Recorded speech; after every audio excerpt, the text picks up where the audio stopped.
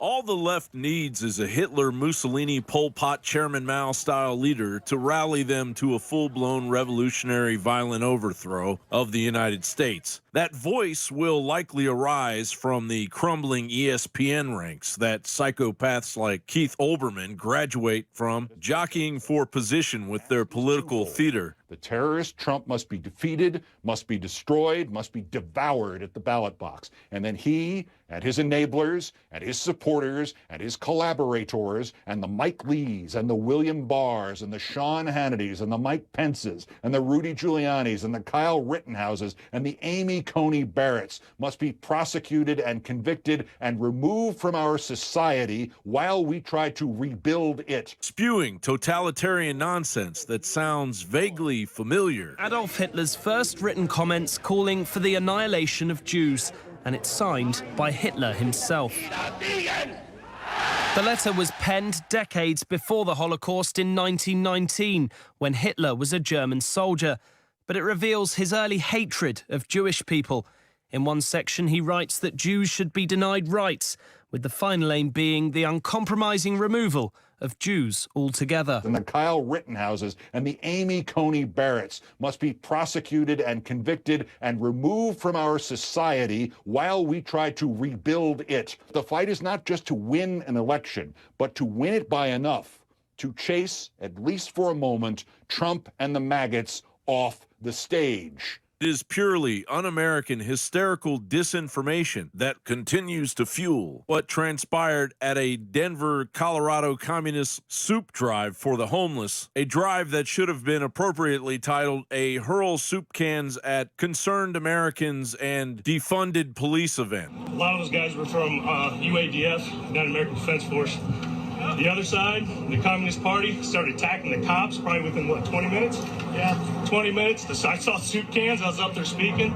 Soup cans were flying at the cops. Again, they said they're doing a soup drive for the homeless. No, they weren't. And as a BLM mental patient hurled threats and insults at patriots. Makes me, brother. Walk up to me and makes me, makes me, mother. Makes me, mother. I got the right to stand my ground. Makes me. Can you talk? Makes me. Go and it makes me. And as a patriot appeared to defend himself with pepper spray after the gun had been drawn, that patriot was shot point blank in the head. The BLM instigator celebrated as he left the scene, only to be detained shortly thereafter. One less white supremacist. Yeah. The instigator had deceptively been wearing a Black Guns Matter shirt and appears to be the same agitator from a Bernie Sanders rally. Surprisingly, the shot was not fired by a left-wing radical Antifa BLM supporter. A patriot was reportedly murdered in cold blood by the bodyguard of a Denver 9 News producer. Just so we're clear on this, America, patriotic Americans aren't merely being shot in cold blood by Marxists that are supported by the Democratic Party and the Democratic candidates running for the highest office in the land. Antifa's an idea, not an organization. Oh, you got it. Not militia. They're not going to stop. And everyone beware, because they're not going to stop. They're not going to stop before Election Day in November, and they're not going to stop after Election Day. And that should be, everyone should take note of that on both levels, that this isn't, they're not going to let up, and they should not.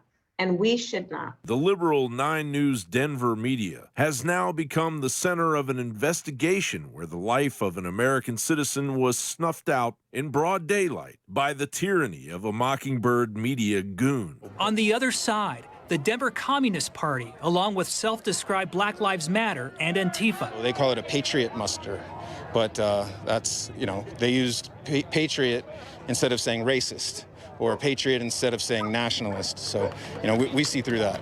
A security guard contracted by 9 News through the company Pinkerton got into an altercation with another man. There was a verbal altercation that transpired. Firearm was discharged.